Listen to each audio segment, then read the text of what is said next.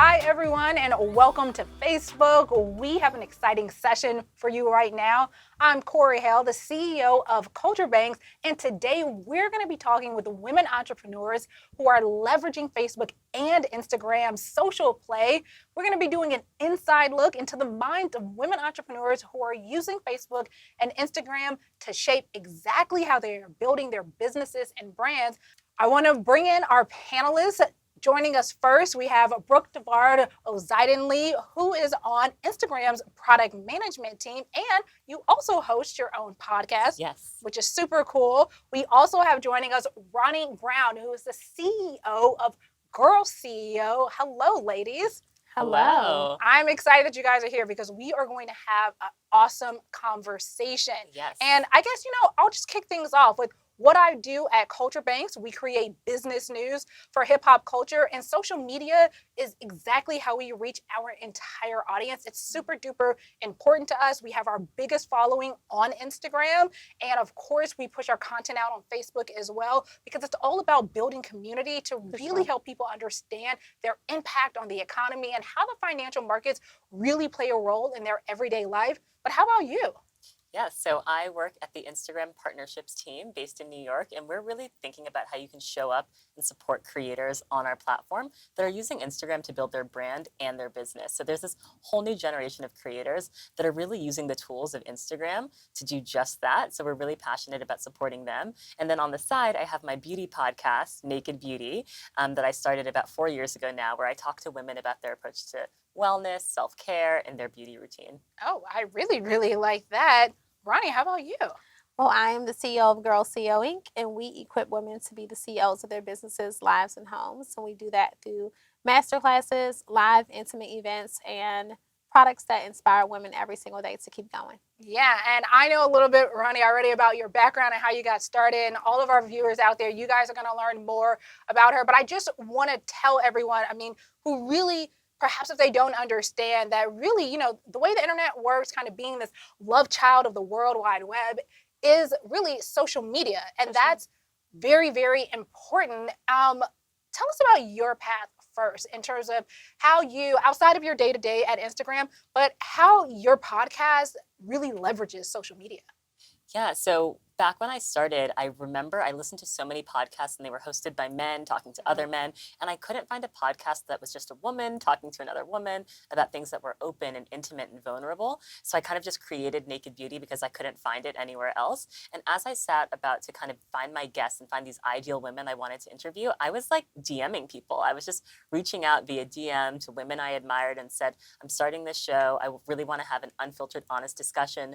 Would you be willing to come on and do that with me? So DMs were a huge way that I got my guests onto the show. And then when it came time to promoting the show, I used Instagram as well. So I built a whole page for the podcast, and I do little video clips where I interview my guests, and I share that on the Instagram page as well. So Instagram's been a huge way that I've kind of grown the podcast and cultivated a community. It definitely makes sense. And Ronnie, you were cultivating a community before that was in vogue, so to speak. Now, a lot of times you do hear people talk about you need to build up a community for your brand or your product, but you were doing it before it was a thing. I know. I've been on Instagram since 2011, and I've been on Facebook since 2009.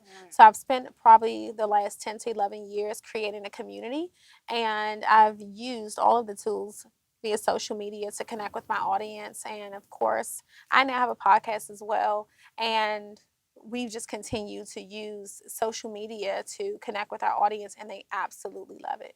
Oh, it definitely is super duper impressive. And I want to give our audience just a few more statistics to help them out because in 2019, women started an average of more than 1,800 new businesses per day. That's right here in the US. These companies actually represent 42% of all businesses that are out there, bringing in nearly $13 trillion. How much do you think social media, although this one first out to you, Ronnie, do you think plays a role in, those statistics being true? Well, for me, I absolutely believe that social media built my company. I tell people all the time that social media saved me from becoming another statistic. So I use social media 100%. I grew my entire company on social media. So I would say 99 0.1%. Well, no, sticking with that, Ronnie, you alluded to a little bit, but I would love for you to tell people exactly what you mean by how social media basically saved you and allowed you to build a business. For sure. I was a teen mom. I didn't have a lot of resources. And to be honest, when I started my business, I could barely afford a website. So believe it or not, I started my business on Facebook, just posting my products on Facebook, having people message me when they wanted to purchase. And then I found the little PayPal buttons and then I incorporated those into my Facebook page. And people are literally buying through my Facebook page. And as I started to build my profit up, I then went into building the website. But by then, I had already used Facebook to find events that were coming up so I could vend and sell my products to feed my children at night. And I went on to transition into Instagram as Instagram rolled out, and it's just been history since then. I grew an entire 7-figure income using social media as a teen mom with no college degree. Wow. That is something that we can all aspire to today. No, that's super amazing. How about you? Well, I think we're witnessing the democratization of media. That's what makes me so excited to work at Instagram. And Ronnie, your story is such a testament to that. You don't need gatekeepers anymore. You don't need a pitch tank to qualify you. You don't need a studio to greenlight your idea. You don't need necessarily these external forces. Social media is basically making it so that anyone with an idea and a passion can make a living from that passion using our tools. No, I mean, that definitely makes sense. And both of you all are modern day entrepreneurs. I mean, you're kind of doing it on the side. And of course, Ronnie, you're doing it full time. But as this modern day business owner concept evolves, many people do question at times the real value, right? And having a good social media presence to build up their brand and even their customers or their listeners in your case. Would you say that if you decided to not go the social media route, that would be really an overall hindrance on your business and building up your brand? I think so. I think you want to earn an audience and have a way that you can continually have conversation with them. And if you don't have that community of supporters online, it's going to be really hard to kind of have a meaningful community. Yeah, definitely. I feel like saying that would be equivalent to you saying, I don't even care what's going on online. I'm still going to pass out these phone books because I know people are still going to open them up and read them. So that would literally be you taking that approach. So I definitely suggest getting on social. And yes, it is needed. Yeah, I couldn't agree more. And something that could be quite obvious to our viewers right now, we are all women of color, minority women, and typically 65% of minority women are more likely to have a side hustle, right, of any type than any other ethnic demographic. And I gotta start with you, bro, because you work at a company that has a big name that a lot of people would say, why would you need a side job? Of course you're probably doing great and you love your job, as we know. What was your motivation to having a side hustle and leveraging social media to make that successful? Yeah, I love my job, but I also love my side hustle. I love doing the Naked Beauty podcast. And again, I created the show because I couldn't find anything like it in market. And I think once you have a very clear kind of mission, like that North Star that you're aiming towards, like, I want to make a meaningful show that has deep conversations with women about beauty in a way that I'm not finding anywhere else. That's what motivates me. That's what helps me to put a new episode out every single Monday, which is hard sometimes. I come home from work, I'm exhausted, but then I have to record, I have to send it to my editor, I have to kind of package the show. But the thing that kind of motivates me is thinking about my listeners and thinking about what it was like for me before my show existed, not being able to find that. So I just kind of stay motivated by thinking about the end goal. Yeah, and Ronnie, I know you talked about when you even started your business, you wish that you would have had, right, someone or some sort of roadmap on this is how you are supposed to be able to, strategically roadmap out how to build a business. And you weren't able to have that. So what difference do you think social media plays, especially on the side hustle front? Well, I think that social media allows you to say, no one's going to put a ceiling on my life. You can create your own tribe and you can literally be yourself. I think it has created a space of authenticity where you can be yourself and you can get paid to be yourself. You can leverage it, you can monetize it, you can be comfortable, and you can build real relationships with people. I think that right now, people are making emotional purchases. So they want to feel a connection to the people that they're buying from, and social media now provides a platform, an opportunity, and an airway for you to be able to do that. No, completely agree. And I think specifically when it comes to women of color, I think a lot of people probably don't even realize that they actually start more businesses. When you look at the female population of female entrepreneurs, it's really women of color that are leading that charge, and they generate revenue of $1.9 trillion. Wow. How important is it, would you say, Brooke, that social media continues to be at the forefront of that strategy, especially as a woman of color who perhaps doesn't have it quite as easy when it comes to building a brand? Yeah, I think it's not surprising that women of color are creating all these businesses, because I think in Ronnie and I's case, both, we created what we didn't have. And so oftentimes when you're overlooked as a minority in the marketplace, there's a vacuum there. So we kind of jump in to fill it. But again, I think social media is democratizing access. It means that you don't necessarily have to go to a certain school or be at a certain company. You can really take the tools, make them your own, and share your story without any barrier to entry. Yes, and as a woman of color who's clearly been killing it for over a decade at this point as an entrepreneur, like how valuable is that sort of experience and understanding, where women of color in the entrepreneur space really fit into the market?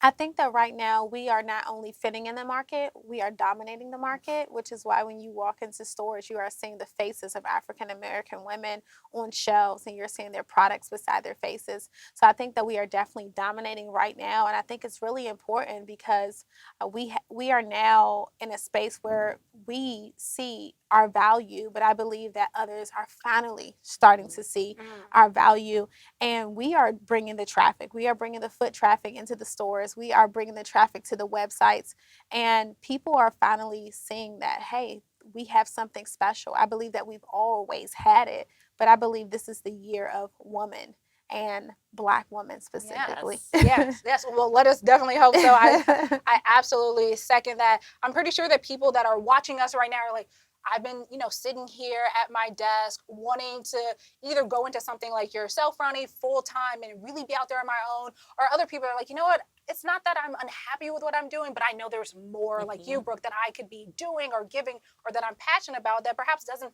fit into my, siloed role within corporate America.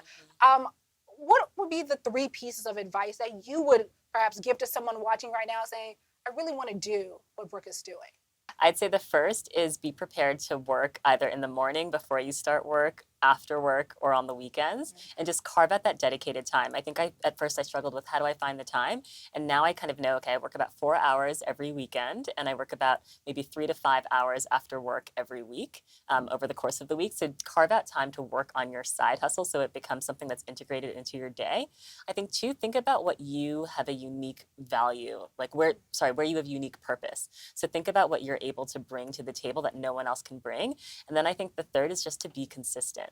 You have to kind of keep at it over and over again and be prepared to not have results immediately. When I first started my podcast, I remember when I got like 200 listens, it was a huge deal. I was like, oh my gosh, 200 people listen to my show, listen to an hour of me speaking. Amazing. Now I'm much, further than that, but it took me 4 years to get to the point where I had a really active and engaged community. So I'd say don't be disheartened by numbers when you're first starting out. Just keep at it and be consistent. Yeah. And what would you say, Ronnie, in terms of the being an entrepreneur full time for people that want to get into it? So the first thing I would say is not to quit your day job way too fast.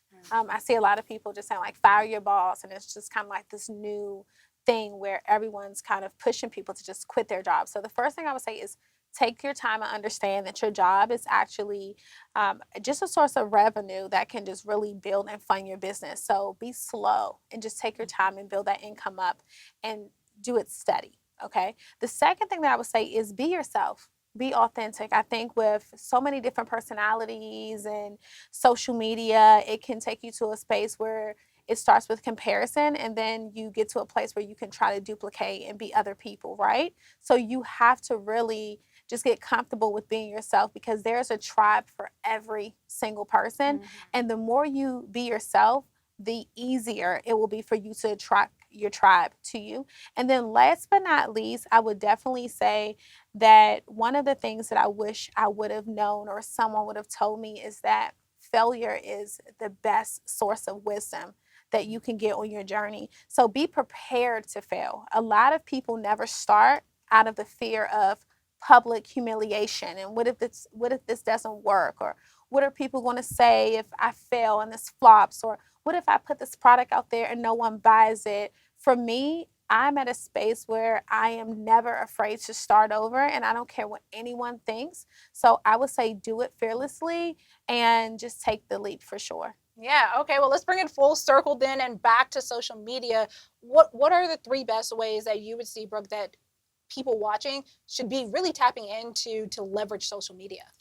I would say right now in 2020, video is so important. So if you're really looking to up your game on social, thinking about Instagram specifically, start tapping into our video tools like IGTV if you're not already. If you are doing IGTV already, go that extra step, create your own series on IGTV for people to get to know you. Ronnie is so good at IGTV. She invests so much time in doing video, and you can feel like you have much deeper connection with your audience when you have video. It's something that a picture just can't do. I'd say the second thing again is to be consistent. So don't just do one or two videos and hope that it's going to go viral. You have to kind of keep at it. How many videos have you done? Gosh, Hundreds. hundreds. Hundreds of I've videos. done 9,000 pieces of content since I've been Wow. on social Yeah. media, on Instagram So specifically. this is consistency, and that's what's really going to like set you apart from everyone else. And then I think the third, we've been saying it, it sounds like a cliche at this point, but really be authentic to who you are. People can feel authenticity, kind of like jumps through the screen. That's why we all loved Cardi B when she kind of popped on Instagram a few years ago. It was like, wow, who is this woman? She's so unique and she's really being herself. So just think about bringing your full authentic self every single time you make content for the platform. No, I love that. I love that. So something that I would say is voice notes. Something that I've gotten into, instead of just sending messages to people, I send them voice notes. And when they hear my voice, they're like, "Oh my gosh, I can't believe you took the time to actually respond to me." So I'm being very intentional with sending those voice notes and communicating with my customers. Another thing that I would definitely suggest is engaging. A lot of people complain and say, "No one follows my page, no one comments, it's just so dry and boring." It's like, no, because you have to give what you want to get back. So are you commenting? Are you following new people? Are you sharing other people's content? Let's talk about that. And then last but not least, I love collaboration on social media. It is a great way for people to share networks, really get yourself out there. So an IG takeover, cross promotion is definitely the best way to go right now. No, definitely makes sense. I just want to wrap up kind of with this last question here, because due to platforms like Facebook and Instagram, we're definitely seeing the needle, right, start to move when it comes to becoming an entrepreneur, because really social media has made it easier for people to start their own companies. What do you guys get excited about in terms of social media that you think it's getting right in this space for business development? Ooh, I'm excited about a lot of new tools that Instagram is developing. So shopping, so the ability to buy right directly there on Instagram is really revolutionary. As well, again, as IGTV, the ability for you to, again, you don't need a studio, you don't need a big budget. You can create your own series and have people engage with you and get to know you through your video content. I'm really excited about the data. I'm a very intentional person when it comes to understanding my audience. So being able to know what my audience wants to see by taking a look at the data, it allows me to really know what type of content needs to be posted so I can keep my customers happy and my followers happy and keep them coming back. So understanding what excites them definitely helps generate more revenue. Okay, perfect. Well, thank you, ladies, so much for joining us. I hope that we have more of these types of discussions, and we'll be back hopefully with another great panelist talking about all things female and entrepreneurs. All right.